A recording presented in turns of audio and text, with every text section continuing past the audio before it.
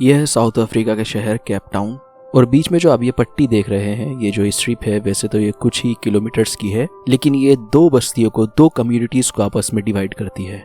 और इस पट्टी के लेफ्ट वाला जो ये एरिया है ये कहलाता है स्ट्रैंड और ये राइट वाला जो एरिया है ये कहलाता है नोमजामो।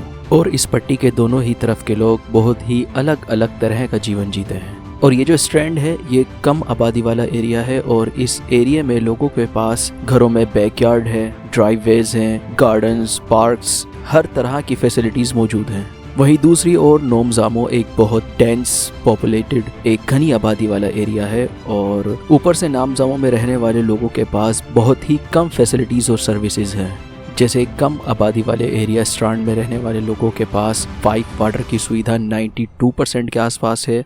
वहीं दूसरी ओर घनी आबादी वाले नोमजामो में रहने वाले लोगों के पास पाइप वाटर की सुविधा कुल 48% के आसपास है। इंटरनेट एक्सेस की अगर बात की जाए तो 50% से ऊपर स्ट्रैंड में रहने वाले लोगों के पास इंटरनेट की सुविधा मौजूद है। वहीं दूसरी ओर नोमजामो में रहने वाले लोगों के पास कुल 23% के आसपास इंटरनेट की सुविधा मौजूद है। स्ट्रैंड में जो लोग रहते हैं वो 83% वाइट लोग हैं, यानी गोरे हैं। वहीं नोमजामो में 92% की आबादी ब्लैक अफ्रीकन लोगों की है। और ये जो ब्लैक कम्युनिटी और वाइट कम्युनिटी में जो ये सेग्रीगेशन है, ये जो डिफरेंसेस है सर्विसेज और सेवाओं का, ये खाली इसी कुछ ही किलोमीटर पट्टी के आसपास की बात नहीं है, पूरे साउथ अफ्रीका का यही हाल है। आप और हम जानते हैं कि अफ्रीका हजारों सालों से ब्लैक लोगों का ही घर है, लेकिन ऐसा क्या हुआ कि साउथ अफ्रीका के ब्लैक अफ्रीकन लोगों को उन्हीं के घर में रिफ्यूजीज जैसा जीवन जीने पर मजबूर कर दिया गया। साउथ अफ्रीका पूरी दुनिया के लिए एग्जाम्पल रहा है मोस्ट डिस्क्रिमिनेटेड कंट्री का, जहां पर लोगों को उनके नस्ल भेद, रंग भेद के अकॉर्डिंग उनको देश में सेवाएं एंड सर्विसेज प्रोवाइड की जाती थी। और साउथ अफ्रीका में रहने वाले लोगों की स्किन कलर और नस्ल भेद के ऊपर साउथ अफ्रीकन गवर्नमेंट द्वारा उनके साथ मतभेद किया जाता था। 1750 के आसपास ब्रिटिशर्स साउथ अफ्रीका पहुंचे थे और उस टाइम पर इसे केप कॉलोनी कहा जाता था। और फिर ब्रिटिशर्स ने साउथ अफ्रीका के नेटिव ब्लैक अफ्रीकन लोगों को गुलाम बनाना शुरू किया और उनको एज ए चीप लेबर के रूप में इस्तेमाल करने लगे। और जो भी लोअर कैटेगरी का काम हुआ करता था वो ब्लैक अफ्रीकन लोगों द्वारा कराया जाता था।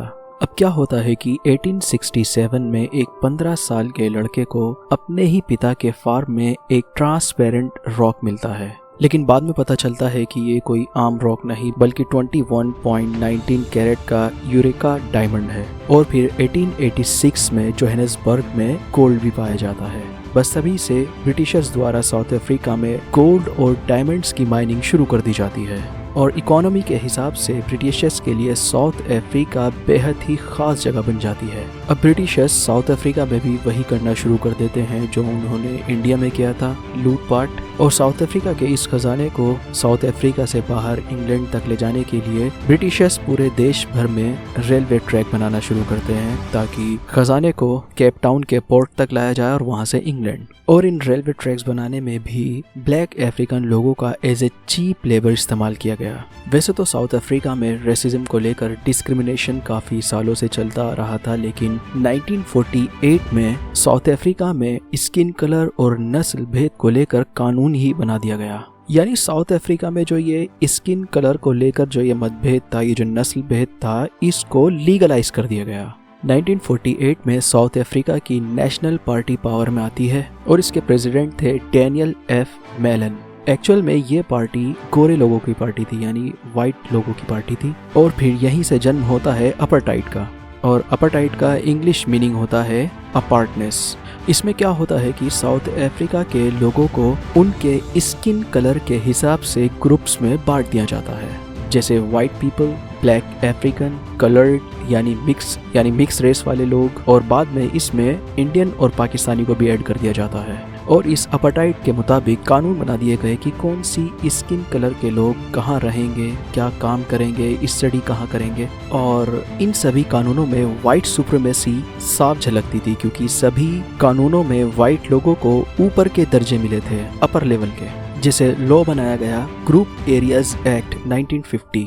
इस कानून के आधार पर पूरे साउथ अफ्रीका में अलग अलग रेजिडेंशियल एरियाज बनाए गए और इन एरियाज को ज्योग्राफिकली सेपरेट किया गया। और लोगों के स्किन कलर के हिसाब से उनको रहने के लिए एरियाज अलॉट किए गए। जैसे वाइट लोग अलग एरिया में रहेंगे, ब्लैक लोग अलग एरियाज में रहेंगे। और वाइट लोगों को जो एरियाज रहने के लिए दिए गए थे उन एरियाज में ट्रांसपोर्टेशन अच्छा था, इंफ्रास्ट्रक्चर था, अपॉर्चुनिटीज थी। और ब्लैक या अन्य ग्रुप्स के लोगों को जो रेजिडेंशियल एरियाज अलॉट किए गए थे वो गांव देहात के एरियाज थे। वहाँ इंफ्रास्ट्रक्चर नहीं था, ट्रांसपोर्टेशन अच्छा नहीं था, अपॉर्चुनिटीज नहीं थी, डेवलपमेंट नहीं था। और ब्लैक अफ्रीकन लोग वाइट लोगों के एरियाज में आकर नहीं रह सकते थे, वहाँ पर कोई घर नहीं बना सकते थे। और जो ब्लैक लोग पहले ही डेवलप एरियाज में रहते थे वो उनसे फोर्सिबली खाली करा लिए जाते हैं। और जो एरियाज ब्लैक लोगों को दिए गए थे जहाँ ब्लैक लोग रहते थे उनको होमलैंड्स या बंतुस्तान कहा जाता था। बंतु एजुकेशन एक्ट 1953, इस लॉ के हिसाब से एजुकेशन को भी सेग्रीगेट कर दिया गया था, जहाँ पर ब्लैक स्टूडेंट्स को एक निचले दर्जे की इंफीरियर एजुकेशन प्रोवाइड की जाती थी, जहाँ पर लिमिटेड रिसोर्सेज थे और पुअरली ट्रेंड टीचर्स थे। और करिकुलम को कुछ इस तरह से डिज़ाइन किया गया था कि इस अपार्टाइड और रेशियल इनइक्वालिटी को जस्टिफाई किया जा सके। वहीं दूसरी ओर वाइट स्टूडेंट्स के लिए अपर क्लास एजुकेशन मौजूद थी। इमोरलिटी एक्ट 1950, इस लॉ के मुताबिक वाइट लोग और अन्य किसी स्किन कलर लोगों के बीच किसी भी तरह का रिलेशन या सेक्स संबंध बनाने पर रोक थी। Reservation of separation amenities act, इस लॉ के मुताबिक जो पब्लिक फैसिलिटीज होती हैं जैसे hospitals, public toilets, parks, beaches, उनको भी सेपरेट कर दिया गया था। यानी वाइट लोगों के लिए अलग बीचेस होंगे, अलग पार्क्स होंगे, अलग फैसिलिटीज़, अलग हॉस्पिटल्स होंगे। और ब्लैक या अन्य स्किन कलर के लोगों के लिए अलग फैसिलिटीज़ होंगी। और अन्य स्किन कलर के लोग इन वाइट लोगों के पार्क, बीचेस, हॉस्पिटल्स, इन जगहों पर नहीं जा सकते थे। पास लॉ, इस लॉ के मुताबिक ब्लैक अफ्रीकन नेटिव लोग जो थे उनको अपने साथ एक आइडेंटिटी प्रूफ, एक डॉक्यूमेंट कैरी करना पड़ता था जिसे पासबुक कहा जाता था। और जिसके पास ये पासबुक नहीं होती थी उसको जेल में भी डाल दिया जाता था। सोचने वाली बात है कि ब्लैक अफ्रीकन लोग अपने ही देश में, अपने ही शहर, अपने ही घर में रिफ्यूजीज बनकर रह गए थे। उनको आने जाने के लिए अपने साथ अपनी आइडेंटिटी, अपना डॉक्यूमेंट साथ लेकर चलना पड़ता था। सेपरेशन ऑफ कम्युनिज्म एक्ट 1950, इस एक्ट के मुताबिक जो भी अपोजिशन पॉलिटिशियन थे या जो भी कम्युनिज्म एसोसिएट एक्टिविस्ट थे जो इस अपार्टाइड और ब्लैक अफ्रीकन लोगों के खिलाफ बनाए गए रूल्स से नाखुश थे और इन लॉज के खिलाफ थे, उनको बैन कर दिया जाता है और जेल में भर दिया जाता है। प्रोहिबिशन ऑफ मिक्स मैरिजेस, इस लॉ के मुताबिक वाइट लोग किसी भी अन्य स्किन कलर के लोगों से शादी नहीं कर सकते थे क्योंकि वाइट लोगों को अपनी नस्ल की प्योरिटी बनाए रखनी थी। लैंड एक्ट, इस एक्ट के मुताबिक ब्लैक लोग या किसी अन्य स्किन कलर के लोग अपनी मर्जी से लैंड नहीं खरीद सकते थे। यानी ब्लैक अफ्रीकन लोग जो वहाँ के नेटिव लोग थे वो भी अपनी मर्जी से कहीं भी अपने ही देश में, अपने ही शहर में जगह नहीं खरीद सकते थे क्योंकि साउथ अफ्रीकन गवर्नमेंट द्वारा एरियाज डिवाइड किए हुए थे। क्योंकि ब्लैक लोगों का वाइट लोगों के एरियाज में जाकर रहना, वहाँ घर बनाना अलाउड नहीं था।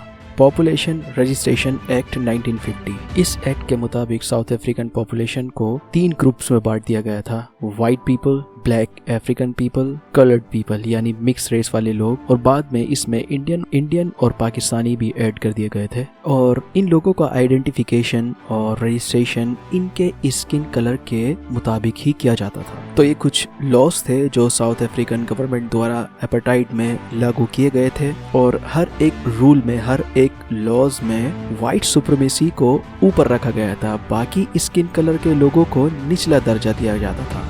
End of apartheid, south African black लोगों पर किए जा रहे अत्याचार और रेसिज्म के खिलाफ साउथ अफ्रीकन गवर्नमेंट पर इंटरनेशनली भी काफ़ी दबाव बनाया जाने लगा और साउथ अफ्रीका में भी अपार्टाइड के खिलाफ राइट्स होने लगे और प्रोटेस्ट शुरू हो गए, जिसके चलते साउथ अफ्रीका की जो रूलिंग पार्टी थी, नेशनल पार्टी, वो अपनी पकड़ खोने लगती है। और नेशनल पार्टी के जो लास्ट प्रेसिडेंट थे W.T. क्लेरक, ये एक अलग विचारधारा के व्यक्ति थे और ये अपार्टाइड के खिलाफ थे।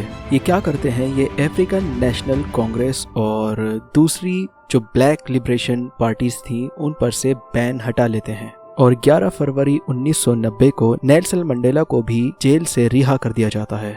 होता क्या है कि 1993 में मार्टिन क्रिस हानी, जो कि ब्लैक अफ्रीकन थे और साउथ अफ्रीका में पॉपुलर एक्टिविस्ट थे, उनको असैसिनेट कर दिया जाता है। अब इस घटना के बाद अपार्टाइड को हटाने की मांग और तेज हो जाती है। अब 2 जुलाई 1993 को प्राइम मिनिस्टर डी कैलरेक अग्रीड हो जाते हैं साउथ अफ्रीका का पहला बिना रंग भेद और भेदभाव के इलेक्शन कराने के लिए, और तभी से साउथ अफ्रीका पर जो इंटरनेशनली बैन्स लगे हुए थे वो भी हटना शुरू हो जाते हैं और अमेरिका भी साउथ अफ्रीका पर से सैंक्शन हटा लेता है। और 9 मई 1994 को साउथ अफ्रीकन पार्लियामेंट द्वारा नेल्सन मंडेला को साउथ अफ्रीकन प्रेसिडेंट चुन लिया जाता है और W.T. क्लेरक और थाबो मैबकी को डेप्यूटी प्रेसिडेंट चुना जाता है। और अपार्टाइड के खिलाफ लड़ाई लड़कर और 27 साल जेल में बिताकर नेल्सन मंडेला को प्रेसिडेंट चुना जाता है और यहीं से इस अपार्टाइड का एंड होता है।